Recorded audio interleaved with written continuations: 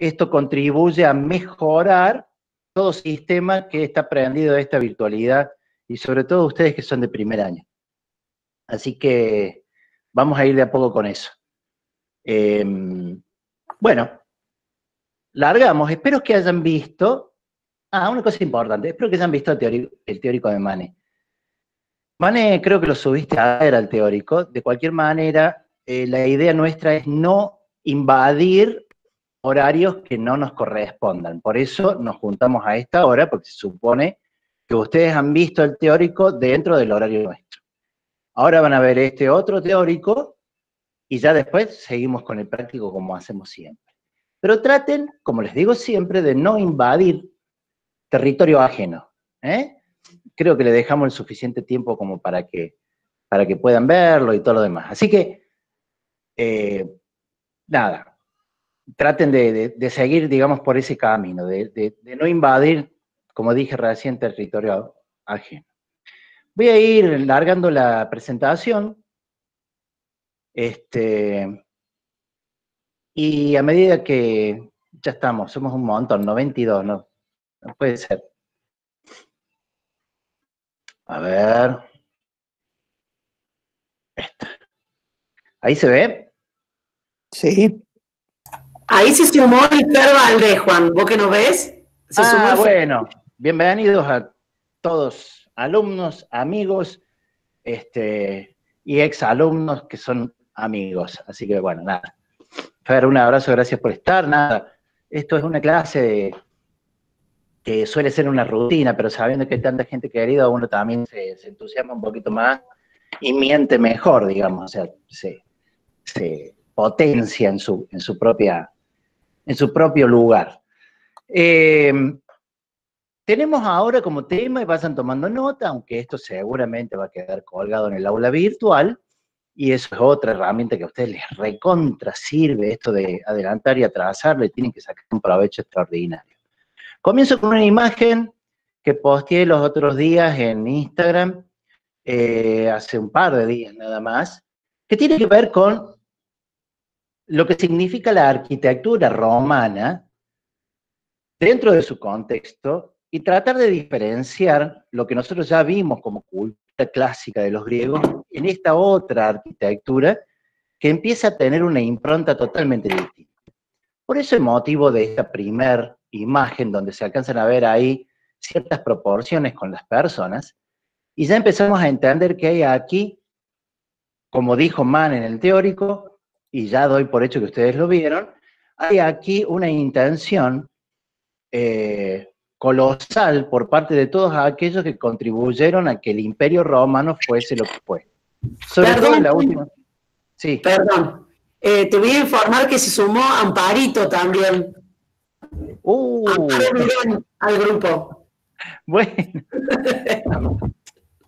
Bueno, bienvenidos a todos.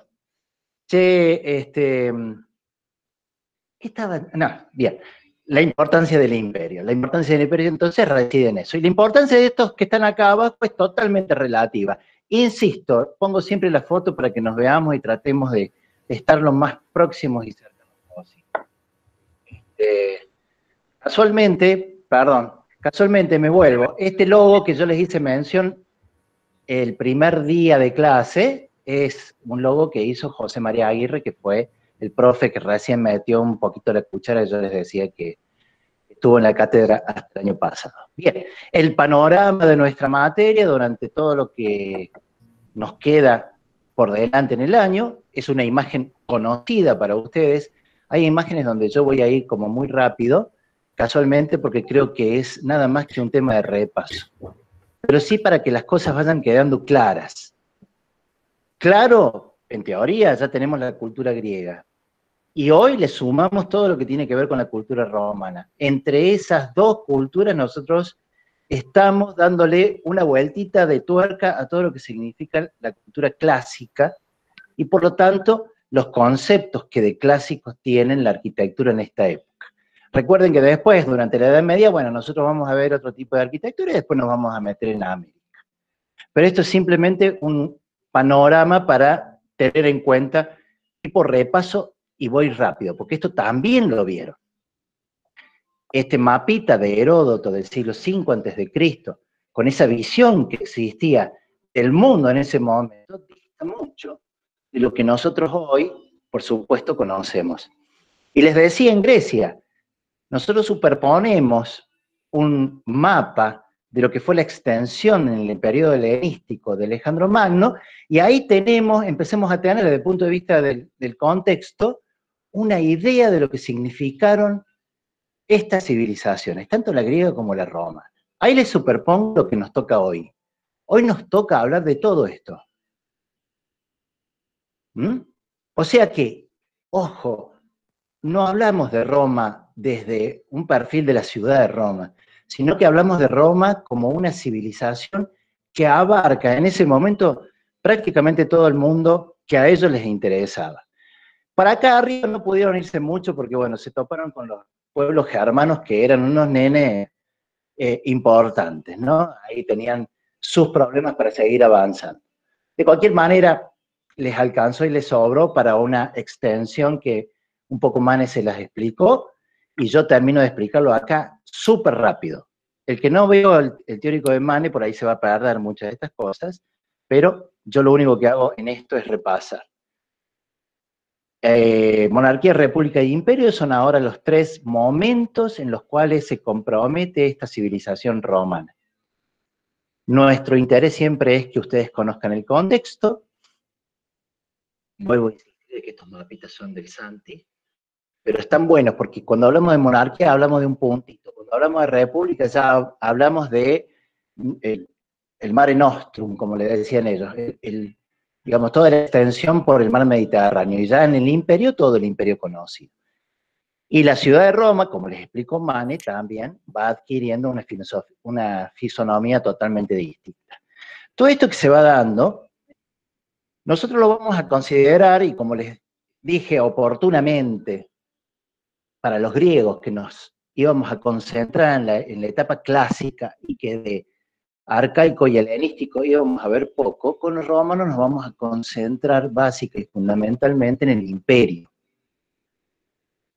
En el caso de los romanos, no porque la república no haya sido importante, al contrario, yo les diría que la república fue quizás hasta más importante que el imperio. En tanto, una organización que les permitió a estos tipos, iba a decir, bueno, ya lo dije, a estos tipos llegar a casi toda la Europa conocida. Y ahí radica entonces la importancia que tiene, por un lado, el imperio y por otro lado, todo lo que acontece alrededor del imperio. Entonces nosotros nos vamos a centrar en ese imperio teniendo en cuenta lo que aconteció en la época republicana. No tenemos tiempo, nosotros tenemos que acotar mucho todo esto. ¿Por qué elegimos el imperio? Bueno, porque es evidentemente el periodo donde cada uno de los emperadores hizo notar su mandato, y particularmente en la arquitectura. Entonces nos dejó una arquitectura verdaderamente colosal, como alguien puso por ahí en Instagram. Ese imperio es todo lo que ustedes están viendo ahí. Todo eso está rodeado por una muralla que construyó don Adriano, uno de los emperadores que fue importante. Claro, sus conceptos. Hubo emperadores y emperadores, ¿eh? Hubieron emperadores que muy sabios, muy concretos, no diría buena gente, que lograron que el imperio tuviese una característica de avance en tanto lo que fueron las conquistas y todo lo demás. Pero hubo otros emperadores que, Dios mío, o sea, hay que ver a quién le tocaba imperar, y en base a eso se fueron dando distintos momentos dentro del imperio romano. Ese imperio, yo les decía, hay fechas que son importantes, en tanto vale la pena tenerlas en cuenta, porque nos marcan y nos dicen distintas situaciones muy puntuales en virtud de lo que pasa y lo que acontece. No es necesario en esta materia que nos aprendamos todos los años habidos y por haber, pero sí algunas fechas que son importantes. Este es el primer emperador, Octavio Augusto, que toma, digamos, él impera, por decirlo de alguna manera, cabalgando en el nacimiento de Cristo. Por eso la imagen de la cruz, con la llegada del cristianismo, en realidad el nacimiento de Cristo se da durante el imperio de este hombre. Él recibe una república casi imperial, porque la recibe de Julio César, y a partir de él se empieza a organizar algo en virtud de querer volver a la república a través del Senado, cosa que nunca se logró. Ustedes piensen, chicos, que acá vamos a tener 400 años de imperio, sin poder volver a la república. Insisto, todo lo que es esta ubicación espacio-temporal ya la vieron en el teórico de Manning, por eso no vuelvo al respecto. Pero lo cierto aquí es que hay que acordarse que a partir del nacimiento de Cristo, los primeros años, bastantes primeros años, los primeros 3 siglos, los cristianos fueron perseguidos por el imperio, porque el imperio tenía una serie de religiones, pero no casualmente el cristianismo. ¿Por qué digo una serie de religiones? Digo esto porque, en realidad, uno de las avivadas de los logros, de los méritos de los emperadores era expandirse, conquistar, pero dejarles a cada una de sus regiones su sistema cultural, religioso, político no, porque empiezan a ser parte del Estado de Roma. En el medio de esto aparece Cristo. En el medio de que un emperador se cree Dios. Hay que ponerse en contexto. Ustedes imagínense que este tipo no solamente se creía Dios, sino que lo creía en Dios. Esto es fundamental. Yo me puedo creer un Dios, pero se me pueden reír de acá a la China. El tema es que verdaderamente los emperadores eran tenidos en cuenta como dioses. Y en el imperio nace Cristo con una filosofía religiosa totalmente distinta, donde el Dios no era un emperador, sino una persona que además no se ve, y él era el hijo. Bueno, en fin, tenía todo en contra el pobre de Cristo para nacer justo en ese momento. Lo cierto es que imaginen ustedes la mirada de los emperadores hacia el cristianismo. Mínimo, matarlos. A ver, concretamente, la persecución del cristianismo se da durante muchos años en el imperio. Pero el cristianismo crece. Va creciendo subversivamente, no le tengan miedo al término. Subvertir significa cambiar de opinión, tratar de hacer el cambiar de opinión, ni por las malas, ni por las buenas, ni con grieta, ni sin grieta, no me meto en ese plano. Ese cristianismo empieza entonces a estar latente en lugares donde no se manifestaban todavía, como eran casas de familias, catacumbas, etcétera, etcétera. Hacia el año, acá los dejo escrito, así que, hacia el año 300, no sé cuánto, dice ahí, bueno, no importa, 313, este señor emperador, un señor emperador, Constantino, hace 2 revoluciones dentro del imperio que son una tan importante como la otra. Primero, traslada la sede de la capital de Roma a Bizancio, que es un pueblito de origen griego, que se denominaba Bizancio y que termina siendo lo que hoy conocemos como Constantinopla, casualmente por él. Y, mejor dicho, incorpora al cristianismo dentro del poder del Estado. Es decir, hasta Constantino, estamos hablando del edicto del 313, los cristianos son perseguidos. Este tipo lo que hace es incorporar el cristianismo, pero lo incorpora como una religión más. O sea, el cristianismo deja de ser perseguido. Más le valía porque ya la madre era cristiana y la hija también era cristiana. Entonces, hábilmente este tipo se dio cuenta que el cristianismo ya tenía una fuerza y le incorpora. Posteriormente, luego de Constantino, se divide el imperio, como les dije, en la figura de otro emperador que no les traje acá, que se llama Teodosio, y Teodosio también hace algo por el imperio que es importante, que es esta división del imperio romano entre el imperio romano de Occidente, que es la parte europea, y el Imperio Romano de Oriente. Teodosio deja esto en manos de sus hijos, Arcadio y Honorio. Si se acuerdan, mejor. Si no se acuerdan, no hay problema. Medianamente acordarse de los nombres importantes, ¿no? O por lo menos advertir que los emperadores no se andaban con chiquitas. Posteriormente, en el año 476, el imperio cae. Cae por una serie de razones que no vienen al caso, pero se va degradando y los unos y otros tantos bárbaros terminan invadiendo lo que es la ciudad de Roma, y ahí cae el Imperio Romano de Occidente. Ojo. Esto, discúlpenme, no sé, este coronavirus me tiene mal. Oh. No, mentira. Cae el Imperio Romano de Occidente, que es la parte europea. Sin embargo, el Imperio Romano, cuya capital está en Constantinopla y que denominamos de Oriente, sigue existiendo. Y va a estar paralelo, como les expliqué la otra vez, con lo que nosotros conocemos como Edad Media. Ciudad de Roma, explicadísima por Mane, tenemos una ciudad espontánea, tenemos una ciudad planificada, no es casual que pongamos las dos para que ustedes puedan hacer una comparación entre lo que ya vimos, en este caso Atenas, con Mileto, pero nuestra problemática está en determinar cada una de las componentes y los elementos que hacen a esta ciudad ahora de Roma, y las otras que Mane les explicó perfectamente con Ricardo de Cumanos y una serie de planificaciones que, como muy bien explicó Mane ahí, tienen que ver con la necesidad de expandirse planificadamente desde el imperio. Entonces, esas ciudades aparecen por toda Europa y aparecen por el norte de África y por Asia. El foro, también explicado por Mane, un foro republicano de esa época y un foro imperial. Esto sí empieza a ser importante porque a partir de eso nosotros vamos a retomar la arquitectura. Y ahora voy al tema, arquitectura.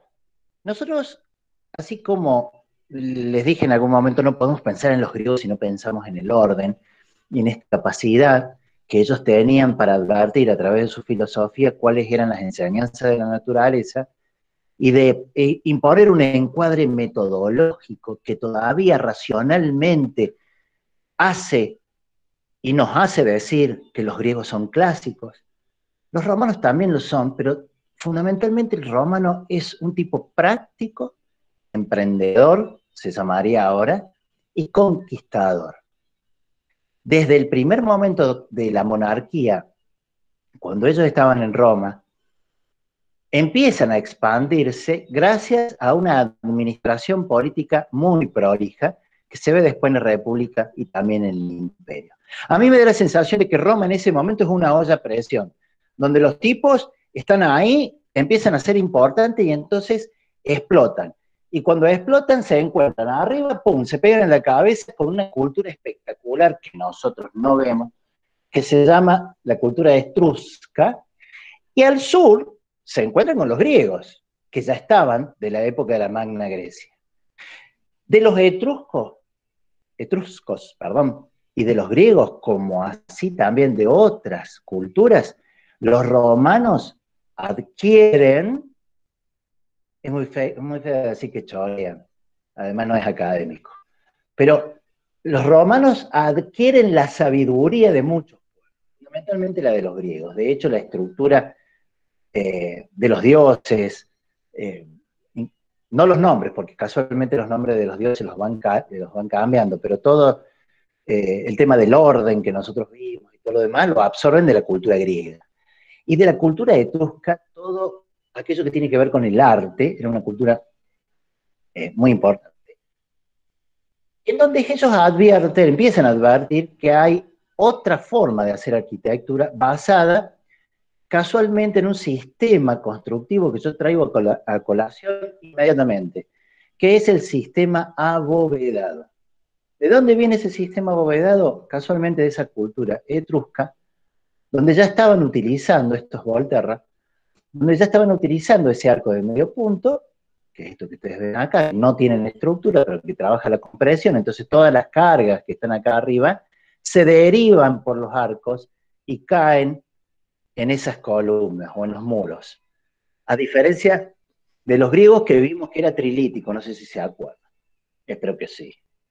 Entonces de ahí empiezan a tener una serie de cosas, una serie de elementos en donde ellos empiezan a aprender técnicas constructivas que son novedosas para Occidente. Ojo, en Oriente estas cosas existían, ¿eh? En Oriente la cúpula ya existía, en Oriente el arco de medio punto, las bóvedas ya existían. Pero a nivel de Europa, llamémosle la bota italiana y todo lo que la circunda, ellos toman el arco de medio punto, que es esto que están viendo ahí. Luego, en una sucesión de arcos de medio punto, logran una bóveda de cañón corrido. La intersección de dos bóvedas de cañón corrido, che, si no se me escucha, ustedes me dicen por. La intersección de dos bóvedas de cañón corrido, que es esta imagen que está acá, hacen a una bóveda de arista, que más de una vez lo vamos a citar. Son las maquetitas de estudio que nos hacen por ahí. O sea, el sistema constructivo que parte del arco de medio punto va a la bóveda de cañón corrido, a la bóveda de arista, y definitivamente a una bóveda que no todos leen como bóveda, no sé por qué, que es la cúpula, que simple y sencillamente ese arco de medio punto, en vez de repetirlo en este sentido como bóveda de cañón corrido, lo giramos y logramos la cúpula. Y me va a decir, profe, ¿pero es una pavada? Ah, sí, pero los romanos se dieron cuenta antes que nadie. Pero no solamente se dieron cuenta antes que nadie, como si esto fuera poco y a precio de promoción, dirían los vendedores, sino que además le agregan un material que les permite realizar una arquitectura que tenga semejante escala. Y entonces sí, parecen estas cosas, estas obras monumentales, increíbles, colosales, que no hacen otra cosa. En la arquitectura del imperio lo vamos a ver siempre. La arquitectura está al servicio del poder del emperador. El emperador llega y dice, acá estoy yo. Nadie puede ser más grande que el imperio romano. Y de ahí los problemas con Egipto, egipcio. De ahí los problemas con todo lo que significó el este europeo, el norte de África, y algunas partes del norte de Europa que no eran civilizaciones muy conformados como tales, sino que eran más bien pueblos repartidos. A ustedes seguramente todos deben haber visto Vikingos. No tiene nada que ver con esto. Vikingos creo que es el siglo XI, XII, se debe desarrollar. Nosotros hablamos de esos pueblos nórdicos que ya tenían esas características de prácticamente tribus, ¿no? Pero bueno, acá aparecía el emperador y tenía que hacer la arquitectura. Entonces, por eso Mane recién en la clase les decía, el foro es la representación del poder de cada uno de los emperadores. Entonces está el foro de Trajano, porque Trajano hizo el foro, y después está el de Vespasiano, el de Julio, me estoy olvidando de uno importante. Bueno, no importa. En el foro imperial aparece cada uno de ellos retratado en una obra importante y gigantesca. Esto que empezamos a ver ahora lo voy a hacer muy rápido. ¿Por qué? Porque sobre las tipologías arquitectónicas imperiales yo le voy a hacer una clase aparte y se las voy a subir a fin de semana. ¿Por qué? Porque es un pecado, me parece a mí, no sé si el término es demasiado generoso, pero teniendo, por ejemplo, el Coliseo y no poder analizarlo, es una pena. Nosotros como cátedra y como programa tenemos que elegir tipologías. Y hemos elegido la basílica y el templo. Y dentro del templo, el panteón. Entonces, no tengo tiempo de contarles las maravillas que ocurrían acá. Hoy, se los voy a grabar y se los voy a poner en otra diapo. Pero el anfiteatro o el coliseo romano de recién, o cualquier otro coliseo que se va dando en todos lados del Imperio Romano, es como una tipología que es como muy importante. Acá linkeamos, si ustedes quieren, término que José usa y a mí se me quedó muy, muy pegado, linkeamos la propaganda, el linkeo de la película que tiene que ver, Gladiador, que tiene que ver con Ridley Scott. Yo ya le cité a Ridley Scott en una película. Ahora se los voy a citar 2 veces más. En este momento, para que vean Gladiador, peliculón, que habla casualmente de esto.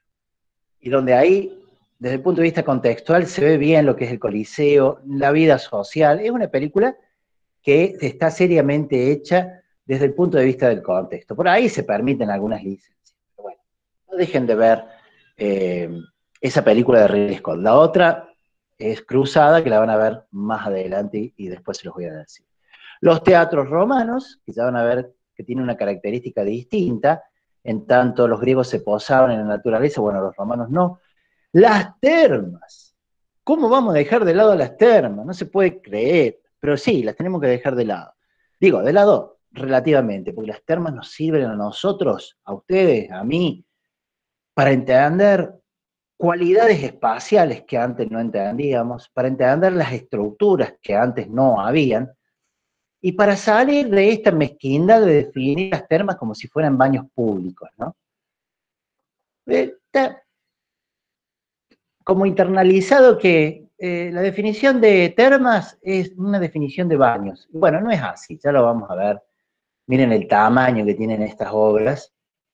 Fíjense acá, bueno, esta es la terma de Bath, después se los voy a subir en un teórico más prolijo, pero quería llegar a esto. Fíjense, chicos, lo que son estos espacios, ¿no? Esta es una reconstrucción muy fiel de lo que fue una de las termas, y ya vamos a ver de qué se trata, porque tiene 3 grandes piletones, no voy a entender. Pero miren la escala. Es imposible pensar en una arquitectura de estas características como la pensaban los griegos. Además, los griegos no les interesaba, ¿eh? Los griegos estaban muy cómodos y muy convencidos de la arquitectura que hacía, porque era la que estaban necesitando. En cambio, el Imperio Romano tiene que empezar a llegar a este tipo de cosas. La otra tipología que les voy a mencionar más tranquilamente es la de vivienda. Entonces se las debo a esa con una explicación un poquito más exhaustiva. Todo esto para llegar de a poco a lo que a nosotros nos interesa, que son 2 tipologías, como les dije recién, las basílicas por un lado y el templo por el otro. Sobre las basílicas tenemos algunas cuestiones fundamentales que debemos definir. Tanto la basílica como el templo, como bien dijo Mann en su teórico, están en el foro romano. A diferencia de lo que era el ágora y el temenos griego, el foro romano condensa todo el poder, porque además el poder lo tenía una sola persona, que era el emperador, en las tipologías civiles y en las religiosas. Las tipologías civiles, aunque el término parezca raro, del Imperio Romano eran las basílicas. Lo que pasa es que ese término lo usamos inclusive actualmente para referirnos a una tipología religiosa. Pero cuando yo digo basílica romana, estoy hablando de un edificio que tiene una función muy específica, en tanto se manejan en esas grandes obras de arquitectura, de esas basílicas, todo lo que tiene que ver con la transacción del mercado a nivel del imperio. ¿Se acuerdan el mapa de casi toda Europa donde estaba todo el imperio ahí? Bueno, todo eso se administraba en algún lugar. ¿Dónde? En Roma. Se administraba en Roma, en algún lugar. ¿Dónde? En el foro. Se administraba el foro en algún lugar. ¿Dónde? En la basílica. O sea, a ver, la basílica era el edificio administrativo por excelencia, administrativo del imperio. Entonces, ¿qué había, profe, adentro de las basílicas? Y bueno, había la posibilidad del mercado, pero no el mercado de trueque, sino la posibilidad de traer los impuestos, los tributos de otros lugares, y todo se decidía, inclusive a nivel Senado, dentro de las basílicas, aunque el Senado tenía su propio lugar. Vamos descubriendo que las basílicas también tienen, fíjese, hay una personita ahí. No sé si están mandando mensajes por el grupo, yo no le estoy dando bolillas. Cualquier cosa, porfa, la gente de la cátedra me interrumpe y me dice. Yo te aviso, tranquilo, no te preocupes. Dale, Manem. Es que me siento tan solo acá siempre. No, tenemos que ver la otra de poner las dos compus, Juan, nos olvidamos. Así Sí, yo levanto conectados. la vista y en vez de ver un montón de chicos, que algunos deben estar dormidos, veo un geranio que planté hace 2 años y un auto, ¿me entiendes? No, es un espacio. Para Bueno, la gracias. próxima, para la Dale. próxima, dale. Dale, así los veo. Profe, Sí, o sea que las basílicas no se usaban para temas religiosos. no señor. No Mancha. señor, muy bien. ¿Quién está hablando? Iñaki. Iñaki. No, para nada. Ya vas a ver que hay una transformación. De hecho, aprovecho tu pregunta para mostrarles acá una planta y después les voy a mostrar que trabajan, que es más evidente, en donde los ingresos por esta basílica generalmente se daban por uno de los lados más largos, que después cambia el sentido en la parte cristiana. Lo bueno e interesante de esta basílica, que es la de Magencio, es que se cayó la basílica y al caerse, miren, ahí está el corte. Ahí hay un corte. ¿Qué es esto? Debe ser el único caso en la historia de la arquitectura donde uno puede ver un corte. Y ahí alcanzan a ver las 3 bóvedas, que en este caso son de cañón corrido, en el caso de la central son de aristas, y uno se da cuenta por otros elementos que enseguida vamos a ver. Pero lo interesante acá es ver las 4 componentes. La función, que con Iñaki ya dijimos, no es religiosa, sino civil, porque ahí se administra todo. Lo tecnológico, que ya después lo vamos a repasar, lo espacial, etcétera, etcétera. Esas basílicas, acá está, después se convierten, cuando es incorporado, yo hay algo que no les dije, que se los digo ahora. Cuando Roma incorpora la iglesia dentro del poder del Estado junto con otras religiones, posteriormente, en el 395, el Estado romano decide que el cristianismo es la única religión. Entonces, primero son perseguidos, después son aceptados, hay un micrófono abierto por ahí, y después son los únicos que quedan. Entonces, durante el Imperio Romano tenemos todo ese camino donde los cristianos se van metiendo, primero, como dije, mal, después aceptados y después definitivamente con el poder. Entonces, algunas basílicas del Imperio Romano, Iñaki, sobre todo para vos, que podés googlear algo, terminan siendo iglesias, pero el origen de las basílicas no lo es. Acá linké también otra fotito que tiene que ver con el Salón de Pasos Perdidos del Palacio de Justicia de acá de Córdoba, que seguramente ni lo conocen. Bueno, ahora no se puede andar, así que no importa, lo van a conocer por foto nomás. Les iba a decir que cuando anduvieran por el centro, que pasen por tribunales, que le llaman, y se metan. Y ahí tienen ustedes una sala de pasos perdidos con una estructura basilical, que no es casual, ya van a ver en otros análisis críticos cómo esto se incorpora dentro del pensamiento de ciertas arquitecturas que tienen que ver con el siglo XIX y XX. Pero lo cierto acá es que no es casual que donde se deciden cuestiones legales en Córdoba se asemeje a aquello que tenía que ver con las cuestiones legales allá en la Roma imperial. La otra basílica que vamos a ver es esta, que es la de Trajano. Este es el foro de Trajano, o sea, es un conjunto de edificios donde la basílica es esto que ustedes ven ahí, pim, pim, pim, pim. Tienen un templo, tienen 2 bibliotecas, creo que Mane esto lo dijo, el foro propiamente dicho, y el mercado, que Mane le decía no tiene nada que envidiar en los shopping. Aquí tienen una imagen del mercado, que balconea. Bueno, en realidad es increíble la obra romana en tanto sus dimensiones y todo lo demás. Y las recreaciones de los espacios interiores que ya lo voy a mostrar. Siempre traigo esta imagen porque me resulta gracioso ver cómo la historia se ha encargado de hacer pelota el patrimonio, ¿no? El patrimonio de la arquitectura en general. Particularmente don Mussolini se le ocurrió abrir una avenida acá, fíjense, por el medio de lo que es el foro de Trajano y los otros foros. A ver si... No sé si tenía una anterior.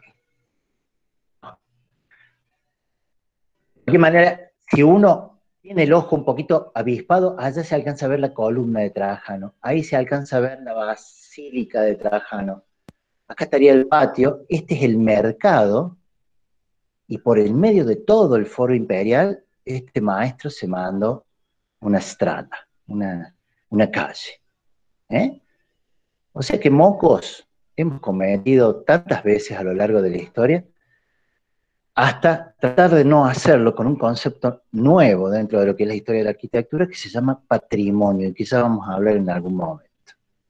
Interior de las basílicas, toma pavo, mira lo que es esto, la basílica de Trajano, acá están todas estas mesas de discusión, obviamente todo está emparentado a lo religioso, porque todo se lo dedica a alguno de todos los dioses que los romanos tienen, que también son politeístas. Miren las bóvedas de cañón corrido en la transición que existe entre la galería de la basílica y el foro propiamente dicho, porque el foro en realidad es un patio, es un lugar de discusión. Y la vegetación, que también es parte de una forma de ver la arquitectura que lo vamos a ver en tanto los opus que se llaman, porque los romanos también construían de distintas formas. Si vimos la basílica, ahora vamos a ver el templo y después lo vamos a configurar dentro de las 4 componentes. Acá hay una aclaración también que es muy pertinente, que se las voy a hacer rápidamente. Este es el templo, que si ustedes googlean templo de Roma, les va a salir una cosa parecida a esta, y les van a salir otros tantos iguales, que es un templo que, como verán, tiene una imagen bastante griega, que se llama pseudoperíptero, y que tiene que ver por una característica que se la da casualmente la arquitectura griega que ya vamos a ver. Pero digo, el templo romano, tipológicamente reiterativo, tiene que ver con los griegos y con los etruscos, como dijimos. Nosotros vimos los griegos, vimos los templos griegos. Esto no puede ser que les parezca algo novedoso. De esto saben un montón, porque inclusive han hecho prácticos de esto. Y este es el templo griego, en tanto, como les decía, es períptero porque tiene una galería de columnas, etcétera, etcétera. El templo romano toma, como yo les dije que los romanos tomaban ciertas cuestiones que tenían que ver con los griegos, y desarrollan un templo que tipológicamente tiene casi las mismas características que el griego. ¿Qué es lo que cambia? Que en vez del estilobato de los griegos, que eran 3 escalones, ahora tiene un podio que lo levanta. ¿Qué otra cosa cambia? Que no tiene la galería de columnas alrededor, se llama pseudoperíptero por eso. Y el pronao se viene hacia adelante, acá lo pueden ver en una planta. ¿Sigue entrando la gente acá? No, todavía no entra la gente a los templos romanos tipológicos.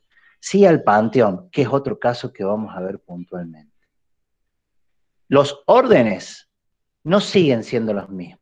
El dórico y el jónico prácticamente los romanos no lo usan. Usan este, que es el corintio, que era un orden griego, pero que ellos lo toman, lo asimilan y le agregan 2 órdenes más, que son el trajano y el compuesto. Pero, ¿qué quiero decirles? El templo que se repite por todo el Imperio Romano, y ahí lo tienen, es este, el pseudoperíptero, con imágenes muy parecidas a los griegos. Miren el capitel corintio, acá hay un jónico, el basamento que se levanta, y se levanta el templo para que casualmente se note en los foros la jerarquía de cada una de las partes, que Mane muy bien lo explicaba cuando les introducía el concepto de lo axial, ¿no? De esto de que el templo ahora no se ve de todos lados. Es importante ahora ver el templo de frente. Por eso en los foros el templo siempre está hacia el final de nuestra visión. Entonces, generalmente lo que hacemos es analizar los templos en tanto su fachada principal. Todo lo otro que tenían los griegos desaparece, ¿no? Pero nosotros vamos a ir apuntando a este, que es el Panteón. No sin antes reconocer que hay antecedentes de templos seculares por parte de los romanos que llegan a esa característica. Lo que pasa es que esos templos circulares eran chiquitos porque todavía el sistema abovedado de la cúpula no había surgido en su esplendor. Y aquel, que es un templo que está en Jordania, bueno, Petra, en este caso, no es que sea estrictamente romano, pero sí los romanos pasaron por acá. Esto es para tener una idea siempre de todo lo que abarcaron estos tipos, ¿no? Aunque este templo sí tiene mucha imagen de lo que fue lo clásico. Es un templo posterior, pero tiene mucho de influencia, Petra tiene mucho de influencia de conquista romana.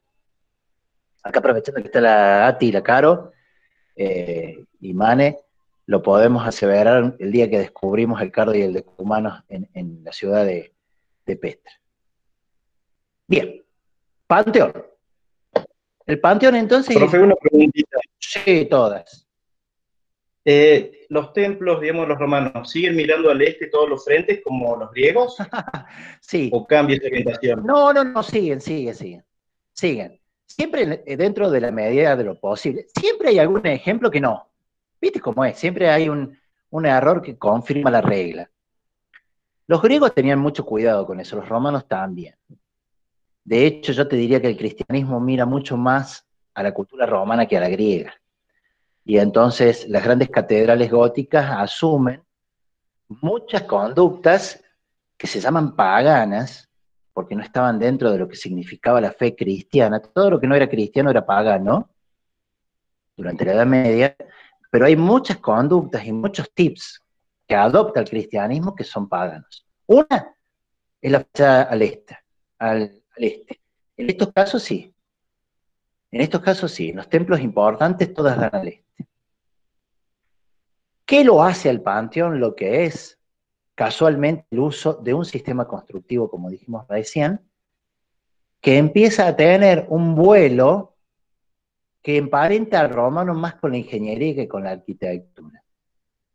¿Qué otra situación hace particularmente increíble este templo? Que la luz, o sea, la distancia que hay entre un muro y otro muro, y la altura de ese templo tiene 43 metros. Yo no sé si ustedes tienen una idea de lo que significan 43 metros, pero es media cuadra. A ver, si tienen una idea. Media cuadra de desarrollo donde vos estás paradito en una pared y a la media cuadra hasta la otra pared. Pero a su vez mirás para arriba y tenés un edificio de 10 metros metido adentro con facilidad. 3 por 10, ¿sí? Fácilmente un edificio de 10 metros. De 10 pisos, perdón. Eso es la envergadura que tiene un templo que fue construido, en este caso para todos los dioses, ¿no? Pan, todo, teos, Dios. Y ahí tienen la fachada principal que se asemeja muchísimo a lo que es la cultura griega, pero con un gran pórtico, que en este caso es corintio, y tiene una escala monumental, no tiene todo aquel estudio relacionado con el hombre de la entesis que yo les explicaba en la cultura griega. No, acá la cosa es que sea monumental. Y se genera este tremendo tamborazo, casualmente porque conocen los recursos técnicos que ya hemos visto. Y también una cosa muy importante que no les dije, que es el material que se denomina, que se llama argamasa, hormigón pobre u hormigón romano. ¿Qué es una suerte de hormigón? Obviamente no es armado, ojo chicos con eso, ¿no? El hormigón armado, siglo XX. El hormigón romano tiene una consistencia que lo hace muy similar a lo que es el hormigón, ponele, que nosotros conocemos hoy. Ese material sirve para ser colado entre dos paredes y así ir levantando cada uno de estos muros. Para que ustedes tengan una idea, estos muros tienen aproximadamente 7 metros de ancho. 7 metros de ancho. Ustedes hagan así, fíjense dónde están sentados, y les puedo asegurar que donde estén sentados, nada está a 7 metros, porque seguro que la pared que tienen más cerca está más lejos que 7 metros. Esa distancia que hay es la del muro. Y para que ese muro no fuese tan pesado, es que le introdujeron todos estos nichos que lo hacen tan particular. Y así construyen como cerramiento de ese gran espacio la cúpula, la famosa cúpula del Panteón, que como ya dije, y es una anécdota, no importa si se acuerdan de los 43 metros, pero es para que ustedes tengan una idea. Ese óculo, ese hueco, esa ventana que está ahí arriba, tiene 9 metros de diámetro, ¿eh? El frente de una casa. Bueno, no de una casa de country, pero 10 metros son 10 metros en cualquier lado. 9 metros. ¿Mm? Se supone que por ahí entraban los dioses. Es, como les dije, desde el punto de vista funcional, un templo dedicado, insisto, a todos los dioses. Digo, porque cuando analizan la componente función no van a tener mucho, pero cuando analicen la tecnológica, tienen para rato. Con esto estoy terminando. Como hicimos con los griegos, y para facilitarles las cosas, vamos a ver las componentes, que siempre son las 4 componentes que nosotros tenemos. No se preocupen si no se animan como Iñaki a interrumpirme. Si alguien quiere hacerlo, lo hace, pero si no, después termino esto y abrimos para las preguntas. Digo porque por ahí yo doy por hecho que ustedes ya conocen todo esto de ITAP. Entonces, cuando hablamos de función, siempre estamos hablando de lo que significa el uso. Y el uso, nosotros en este caso lo vamos a ver en el templo, que acá está el típico, acá está el panteón y acá hay una basílica, pero también le puse la planta de una vivienda, que ya vamos a ver cómo funciona. Pero la función, como siempre digo, está representada más fielmente por lo que es una planta, entonces uno puede sectorizar y ahí comprometerse con un código de color, analizar, decir acá adentro pasa esto sirve para aquello, acá hay una cosa, acá hay otra, etcétera, etcétera. En tanto a la forma y al lenguaje, una aclaración que me parece muy pertinente por lo que dije de los griegos. Yo les dije que tanto el lenguaje como la forma griega, perdón, tanto el lenguaje como la tecnología griega están muy vinculadas. Uno ve un templo griego y ve todo. El lenguaje. Romano no.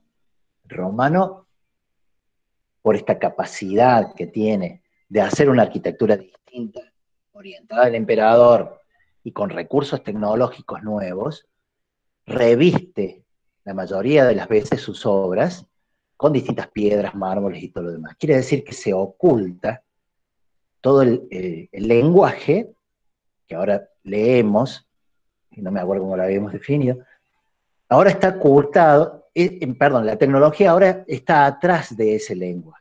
No es lo mismo que los griegos. Entonces, cuando hablamos de forma, estamos hablando de la morfología, estamos hablando de esa característica de lo que la arquitectura nos está diciendo, y no solamente en lo exterior, sino también en lo interior. Acá aparece otra variable cuando nosotros hablamos del lenguaje. Cuando veamos las basílicas, la recreación de las basílicas, acá en este caso son termas, hay una vivienda, aparece el concepto de lo que es el lenguaje interior. ¿Por qué? Porque aparece un concepto de lo que es el espacio interior. Y ustedes me dirán, profe, estas últimas que usted largó se parecen mucho a lo que uno analiza cuando analiza espacios. Sí, en realidad lo que estamos viendo ahí son espacios. Pero lo pongo para no olvidar que cuando yo hablo de lenguaje en la arquitectura, no me quedo solamente afuera, sino que entro. Y también me comunico con la arquitectura dentro de la arquitectura. Esto es un error que solemos cometer los arquitectos, y hasta el día de hoy. Si no, pregúntense por qué todas las casas son lindas por fuera y por dentro están nada más que decoradas. Eso se me acaba de ocurrir, no está mal. O sea, hay una intención del arquitecto por mostrar, no todos, por supuesto, hay arquitectos que manejan el espacio espléndidamente y el lenguaje interior también, pero en general hemos perdido la visión del estudio, así como estudiamos la morfología arquitectónica, por fuera, pocas veces nos ponemos a diseñar el lenguaje interior de la arquitectura. Yo quiero que esto sea así, la pared de la cocina así. Tiramos, esta pared va a estar pintadita de tal color, este piso va a ser de porcelanato, pero no estamos hablando de un estudio del lenguaje. Me enojé que miércoles. Bueno, tecnología. Vimos las dos componentes, función, lenguaje. Cuando nos metemos en la tecnología, ahí tenemos para hablar 7 semanas seguidas, que no lo vamos a hacer. Les traje estos grafiquitos que ya vieron recién, donde repasamos que el arco de medio punto genera la bóveda de cañón corrido, que el cruce de una bóveda de cañón corrido con otra hace a la bóveda de arista. Acá tienen los distintos tipos u opus con el argamasa cómo se ponen las piedras o los ladrillos y adentro se le van colando ese hormigón, y algunos ejemplos que tienen que ver con las chimbras o los encofrados, ahí se alcanza a ver otro, que acá un alumno hizo una chimbra. Una chimbra es un encofrado semicircular, digamos, donde los romanos van poniendo las piedras, porque la arquitectura romana también es pétrea.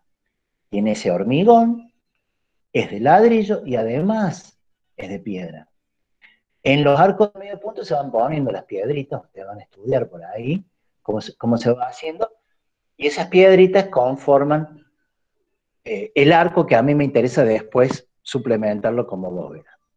Las obras de ingeniería, las obras que dependen de toda esta cuestión que tiene que ver con la tecnología, ay, me estaba aturdiendo solo. Aparecen en los acueductos, aparecen en toda la obra de infraestructura de los romanos, en las cloacas, sobre todo en la ciudad de Roma. Eso lo vieron en el teórico de Manes, cuando Manes les dice que Roma tiene 1 millón de habitantes, ¿no? Y fíjense si no lo que es el corte de, en este caso, el Coliseo, con todas las tribunas, con todo lo que hay abajo, con todo lo que hay más abajo en el subsuelo, con tantas películas que aparecen donde se trata de retratar. Trata de retratar. Está bien. Casi parece una redundancia, pero lo es. Tratan de mostrar lo que era la complejidad arquitectónica en el Coliseo y todo lo que significaban los distintos niveles, etcétera, etcétera. Esto es muy lindo desde el punto de vista de chusmerío, ¿eh? Roma da para todo. Hay una serie que se llama Imperio Romano en Netflix. Está muy buena esa. Pero si ustedes quieren leer algo pulenta, y se los digo así, pulenta, porque yo soy un tipo muy leído, no. Si quieren leer algo lindo, siempre digo lo mismo, hace 20 años que digo lo mismo, es un librazo. Lean Yo Claudio, de Robert Graves, yo después los voy a anotar. Ahí está muy bien contado en un relato histórico, todo qué feo que es decir puterío cuando todo queda grabado, espero que estemos grabando, Manuel, vos sabés que me olvidé de decir. Sí estamos grabando. Bien, así queda bien claro el término puterío sobre todo. No, así queda bien en claro que hay en ese libro toda una ida y vuelta que tiene que ver con estas cosas que a todos nos interesan, farandulero, que si, cómo se envenenaban entre ellos, cómo se mataban, cómo las mujeres eran las que dominaban el asunto. Miren, Octavio Augusto duró desde el 14 a.C. hasta el 27 después de Cristo, no sé cuántos de eso, no me va a salir, 30 y pico de años, se creyó que gobernaba él, pero en realidad gobernaba su esposa Livia, como en todas las casas y como debe ser, el gobierno es de la mujer, he dicho. Bueno, nada, lean Yo Claudio de Robert Graves. Si quieren leer algo un poquito más serio, Las Memorias de Adriano de Marguerite Yourcenar, ya se los voy a escribir enseguida. Me entretuve al cohetazo. Bien, dimensiones en tanto lo que significa la componente, sobre todo de lo que es la tecnología. Esto lo posteé también en Instagram en algún momento, porque ahí tenemos dos tipos subidos a un andamio, que imagínate lo que es el andamio, tratando de arreglar uno de estos casetones. Toda esta particularidad de elementos y de terminología, en tanto alivianar las cúpulas en torno a esto que se llaman casetones y todas estas cuestiones, están en los capitulitos de esos libros que nosotros tenemos. Entren ahí y leen un poquito. Por acá va a aparecer nuevamente, a ver, ¿dónde está? Acá. Va a aparecer nuevamente la escala. La proporción que tiene el hombre en virtud de lo que es la obra. Miren lo que es esto. Porque esto confunde muchas veces en las vistas, ¿no? Estos hoy mártires, y en algunos casos también algunas estatuas paganas que están aquí, son enormes. Entonces, cuando uno lo ve a simple vista, dice, este es el tamaño de un tipo. No, el tamaño de un tipo es este. Y definitivamente el espacio, que es la gran protagonista de los romanos. ¿Por qué? Porque absorbe toda la importancia que tienen la tecnología y el sistema constructivo y el uso del material, absorbe también, por otra parte, el poder del emperador, y la utilización de un lenguaje que permita mostrarse como algo que es el esplendor por excelencia. Entonces, ahí tienen los espacios.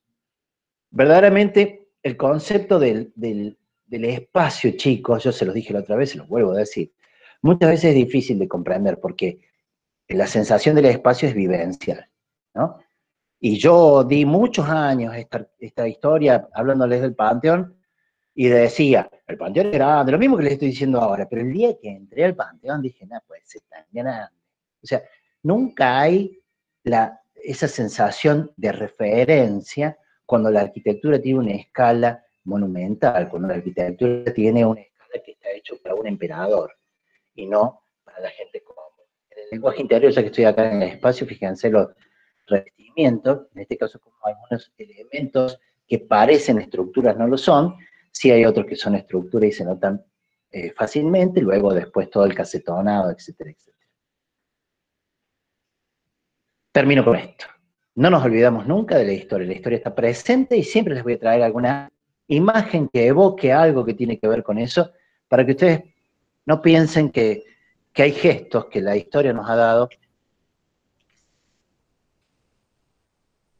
Esto es París, hola, París, y por lo que es Champs-Élysées, hay 3 arcos distintos, que no son casuales, pero esto, bueno, pertenece a una política de planeamiento que ya viene desde Haussmann, que van a ver más adelante en adelante.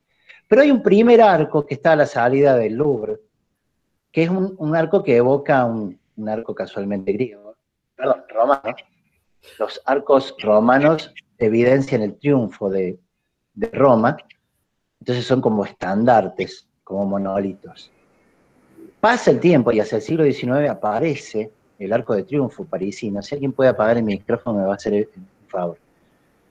Aparece el arco de triunfo, pero por allá por el siglo XIX, y cuando les toca hacer un elemento, hito, nodo significativo de la arquitectura moderna que el parisino se permitió hacer en un lugar determinado, porque, insisto, urbanísticamente la tiene re clara y que se llama la Défense, se manda un arco, no repite la historia, pero sí repite los sucesos. Entonces, en una línea recta, mato 3 pájaros de un solo tiro. Si yo estoy en el arco de la defensa, alcanzo a ver allá el arco de triunfo famoso de París, miren el tamaño que tiene esto, y allá no se alcanza a ver, pero estaría el arco romano. Entonces, en un eje de la ciudad, yo disfruto de 3 momentos históricos. Espectacular. O sea, el que diseñó el arco de la defensa, el grupo de arquitectos que diseñaron eso, no lo hizo casualmente, no lo puso en un lugar casual, sino que pensó un poquito en la historia y a partir de eso logró lo que logró. ¿Por qué? Porque la historia está presente siempre y ustedes las tienen que incorporar dentro de sus procesos de diseño. Y como siempre digo, no copiando, sino rescatando situaciones, porque la historia tiene mucho que enseñarnos. Y termino diciendo, no hay genio, como les dije la otra vez, no hay genio en la historia de la arquitectura, no hay genio que no sepa de historia. Así que no es condición sine qua non, porque yo, por ejemplo, sé algo de historia, pero no soy un genio. Pero para ser genio, además, hay que saber historia. Me despido con esta imagen, haciendo alusión a algo que a mí me acercó a la historia, que es Asterix. Espero que lo haya leído alguna vez. Este año falleció uno de sus creadores, por eso dice lo que dice ahí. Si no han leído Asterix, les diría que empiecen por ahí. Después lean Yo Claudio, después lean Las Memorias de Adrián y después lean todos los libros que nosotros le damos. Pero con esto me despido y pónganse a laburar, les damos 5 minutos y vuelven, Mane, no sé a qué hora. Juan, no sé si queremos abrir alguna pregunta, si alguien tiene. Sí, por supuesto. Volvemos, son las -10, a las 5, cada grupo se reúne con su profe, ¿sí? Así tenemos unos 40 minutos para poder ver el tema del trabajo práctico, ¿sí? Y te decía lo de las preguntas porque Francisco, por ejemplo, preguntó, lo que pasa que era como... para mí hay vida del otro lado, qué lindo. No, que Francisco preguntó porque dijo que la cúpula, cuando mostraste la cúpula del Panteón, se parece a la Catedral de Florencia. Sí, a ver, vamos a ver historias, Francisco, vamos a ver historias de cúpulas del color que vos quieras. En esta materia vamos a ver dos cúpulas representativas. El Panteón, que descarga su peso, hay muchas cosas que no he dicho. La cúpula del Panteón descarga su peso en el muro, o sea que hay una descarga continua. Después aparecen otras cúpulas que empiezan a descargar su peso desde otro lugar. Nosotros vamos a ver después concretamente la de Santa Sofía, que es una cúpula bizantina. Lo que vos estás hablando es el Renacimiento, lo vas a ver el año que viene, con el Santi Lamane, que es otro tipo de cúpula. Hay un dominio espacial, hay un dominio tecnológico, no es casual, ya vas a ver, que en el Renacimiento reaparezcan estas formas constructivas metodológicas que empiecen a centralizar, pero me voy a ir y no quiero irme. En síntesis, no es lo mismo la cúpula del Panteón que la de Santa María del Fiore. No es lo mismo. No es lo mismo, primero, y acá aprendemos y cerramos, porque no es el mismo. Segundo, de nada, Francisco, y me alegro que participes porque vi tus mensajitos y te agradezco. Primero el contexto. Si tenemos un contexto, por algo es la arquitectura. Después la ubicación, por algo es la arquitectura. Después, qué sé yo, los materiales de la zona y cualquiera de las componentes. Eso hace a la cúpula del Panteón. De la misma forma, la del Renacimiento va a tener todos sus valores dando vuelta por ahí. Buena pregunta, de todas formas. ¿Alguien más quiere preguntar algo? Yo, profe, tengo una pregunta. Dale, Juan. Viste Juan que por ahí en Nacho. las... ¿Cómo te decimos, Juan o Nacho? Juan o Juani, me dicen a veces. Juani, bueno, dale. Sí. ¿Cómo es? En las películas, ponele, aparecen siempre, Sí. ¿viste los tribunales Sí. de Roma? ¿Eso está mismo en la basílica o dentro del foro o dónde está? No, eso está... En las basílicas hay un lugar donde se reúne el Senado, que generalmente se lo hace en el ábside, donde además también el ábside de esa forma redondita, donde también hay, se imparte justicia desde ese lugar. Pero hay un edificio que se llama el edificio del Senado, que está próximo al foro. O sea, Sobre no todo, está dentro. No, el foro, ¿sabes cuál es la diferencia? El foro es un conjunto de edificios, Juani. ¿Te acuerdas que en el Ágora nosotros veíamos que los edificios se aproximaban? Tiqui, tiqui, Sí. tiqui, tiqui, que Sí, arman como... Bueno, acá el foro es un conjunto de cosas. Ay, Es un conjunto de edificios, es un conjunto de foros. Hay uno republicano, otro imperial, etcétera, etcétera. Bueno, Para gracias. mis queridos amigos, como diría el cura Paul, ¿alguna otra pregunta inteligente? Así decía, creo que les conté del cura Paul. Que decía, ¿tienen alguna pregunta inteligente? Miércoles que ibas a hacer una pregunta. Yo quería saber si tenían un sistema especial para construir en el agua. En el agua, no necesariamente. Yo no recuerdo alguna obra romana que haya pisado el agua, sino que haya tratado de salvarla y de transportarla. Son dos cosas. Profe, Sí, perdón, Juan, que no sé termino si de... conoce... Disculpame que termino ese... Sí. No sé quién preguntó el tema del agua. Los acueductos son obras de ingeniería, que yo les mostré una ahí, que se encargan de trasladar el agua. Las grandes bases o pilotines sobre ríos son muy esporádicas en todo el Imperio Romano. Casualmente, los puentes romanos, y si no, googleen después la ciudad de Ronda. La ciudad de Ronda en España es un ejemplo de un puente romano. Yo voy a ver si lo puedo googlear, se los paso. Tengo fotos ahí. Casualmente las bóvedas estas lo que hacen es salvar, porque las bóvedas nosotros siempre nos acostumbramos a verlos como techos. Los romanos incorporan esa bóveda para salvar ríos, para llegar de una parte a la otra. Perdón, Juani, diga. Nada, que obras sobre el agua, yo la otra vez estuve viendo así más o menos el tema este, y encontré que Polodoro, puede ser, creo que era un ingeniero. Polodoro de Mileto. No sé si Apolodoro de Mileto, pero trabajaba con Trajano. Sí, él es el encargado de hacer los edificios, sobre todo el mercado. Y había hecho un puente, me acuerdo, pero no me acuerdo el nombre del puente. Bueno, fíjate, Juan, gran dato. Ustedes se imaginarán que dos cosas. Lamentablemente no tenemos el tiempo. Para hablar de Roma, igual que los griegos, necesitamos todo el año. Pero además, y siempre lo digo, los profes no sabemos todo. El profe que se precie de tal es el que sabe que aprende más de lo que enseña. Entonces, si vos me mandas una obra, yo hasta me pongo contento, ¿me entiendes? Por ahí la he visto, pero si no la he visto y no sé de qué se trata, me encargo de investigarlo. Sobre el Danubio, ¿pero qué? ¿Hay pilotines en el río propiamente dicho? Bueno, después lo vemos. Mientras tanto... El puente, ahí está. El puente de la ciudad de Córdoba, en España, está sobre el río. Ah, sí señor, y que tiene unos bastiones en punta. Sí. Sí, los del Danubio son así igual. Además me imaginé en el mar, no sé por qué. Me dijeron agua y me imaginé los japoneses. Perdón. Con las obras, porque así como recién Francisco preguntó de Santa María del Fiore, que a él con mucha razón le sonó parecida, porque eso se llama el Renacimiento, que ya lo vamos a ver en el siglo XV. Es un renacer de estos ideales clásicos, por eso hay una idea de esto.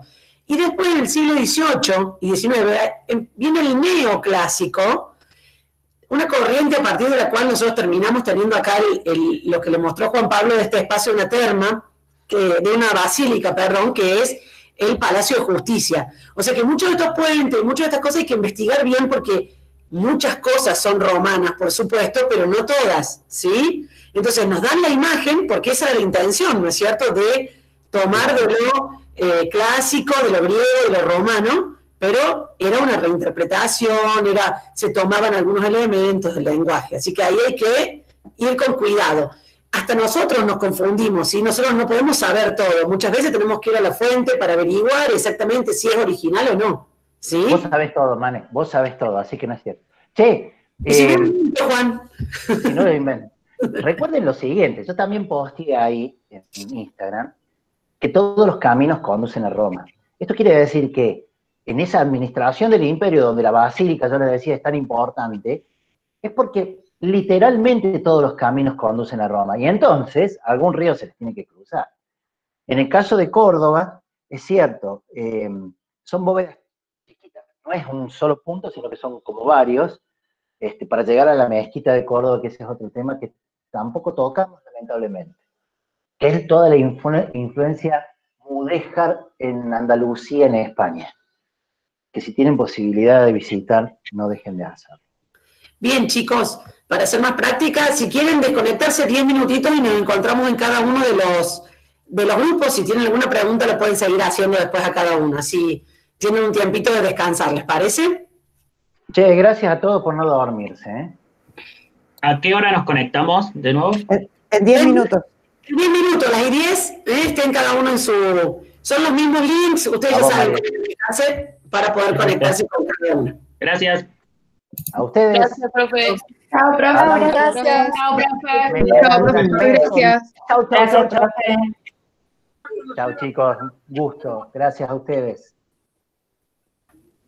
4 menos cuarto deberíamos, 5 menos cuarto deberíamos cortar, ¿no? Sí, vale. Sí. Sí. Bueno, dale. Yo me quedo un ratito por si se queda alguno de mis amigotes. Y ustedes, si quieren. Los profes. Esta es la Ati, que ahora no tiene barbijo porque caminó todo Barcelona, llegó a su casa y se instaló y nada. ¡Mirá el bronceado! ¡Mirá el bronceado! ¡Demasiada! Tuve vacaciones, hoy volví a trabajar, así que... Cállate. Che, muy buena la clase, qué lindo recordar todo esto. Gracias, Mabel. Ahí me están saludando por otro lado. Sí, vos sabés que ha cambiado mucho en virtud de lo que era para nosotros, sobre todo los más grandecitos de acá. Cambió mucho porque nosotros teníamos un año para... Hizo de plomero acá. ¿Qué estás haciendo? El tipo en Barcelona. No, no se te escucha bien. No, les decía que nosotros veíamos esta historia, la veíamos a la edad antigua y a la edad media en un año. Ahora vemos en medio año todo eso, más las culturas precolombinas. Entonces, se ha hecho verdaderamente insalvable, insalvable no, sino se ha hecho un recorte muy exhaustivo sobre los temas y es muy difícil elegir. Cuando vos tenés tanto para elegir, obviamente que esto está consensuado con los chicos y decimos, che, ¿qué le damos? Y pasa esto, le da la basílica, le da el templo y te queda la terma, te queda el coliseo, te queda un montón de cosas. Bien lo del lenguaje, Juan. ¿Te gustó? Yo sabía que eso a vos te iba a gustar. Lo que pasa es que llegaste tarde a Grecia y yo había hecho esa aclaración.